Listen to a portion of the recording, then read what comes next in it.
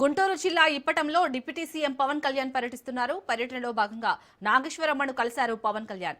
గత ప్రభుత్వ హయాంలో గ్రామంలో పలు ఇళ్ల కూల్చివేతపై వివాదం జరగ్గా అప్పుడు ప్రతిపక్ష నేతగా ఇప్పటం గ్రామస్తుల్ని పరామర్శించారు పవన్. అధికారంలోకి వచ్చి కలుస్తారన్న పవన్ కళ్యాణ్ ఇచ్చిన మాట ప్రకారం ఇప్పటం గ్రామానికి వెళ్లారు పవన్.